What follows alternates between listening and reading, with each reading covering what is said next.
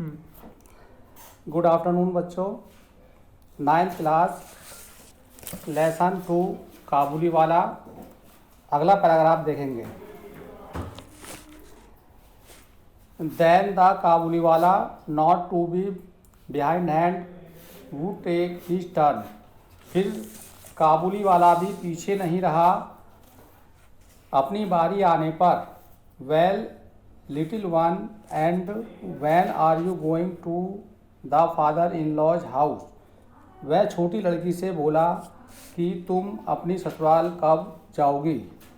Now most small Bengali maidens have heard long ago about the father in law's house. Bengali लड़कियां, छोटी बंगाली लड़कियों ने father in law मतलब ससुराल के बारे में बहुत कुछ जानती हैं। बंगाली लड़कियां बचपन से ही ससुराल के बारे में बहुत कुछ जानती हैं। बट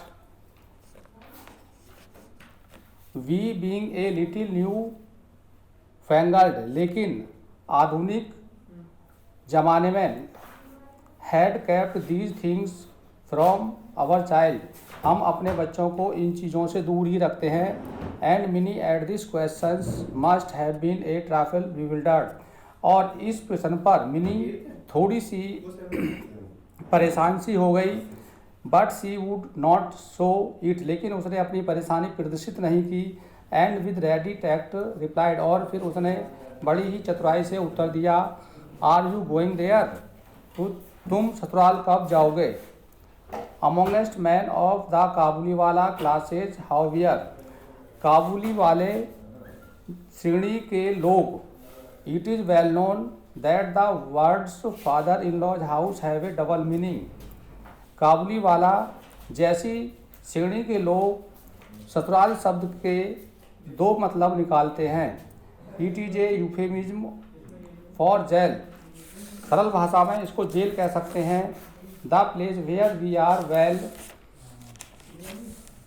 केयर्ड फॉर, एक ऐसा स्थान जहाँ पर हमारी अच्छी तरह से देखभाल की जाती है। At no expenses to our self, और हमें कोई कुछ खर्चा भी नहीं करना पड़ता है।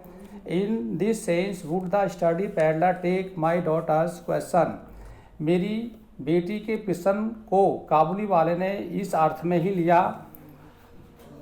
ही would say shaking his fist at an invisible policeman, और उसने एक अदृश्य पुलिस वाले अर्थात व्यक्ति की तरफ इशारा करते हुए अपने मुक्के को हिलाते हुए कहा, I will thrash my father in law, मैं अपने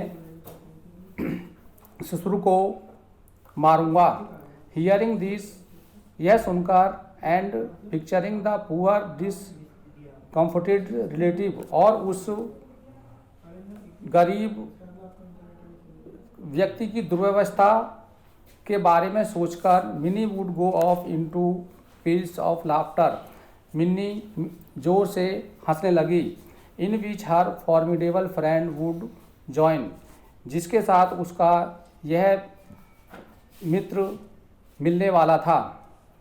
दीज वर ऑटम मॉर्निंग, यह पतझड़ की सुबह का मौसम था। The very time of very when kings of old man for to conquest, जिस समय राजा महाराजा अपनी दिग्विजय पर जाने के लिए निकलते हैं। And I never stirred from my little corner in Calcutta, और मैं कलकत्ता से बिल्कुल भी बाहर नहीं हिला था। Would let my mind wander over the whole world, और मेरे दिमाग में हमेशा पूरे संसार को घूमने की बात चलती रहती थी। At the very name of another country, किसी दूसरे देश का नाम लेने पर ही my heart would go out to it, मेरा हृदय बाहर घूमने लगता था। And it at the sight of a frontier in the street, और जब मैं गली में किसी विदेशी को जाते हुए देखता था, I would fall to weaving a network of dreams, तो मैं भी कल्पनाओं में खो जाता था। The mountains, the glens and the forest of his distant home.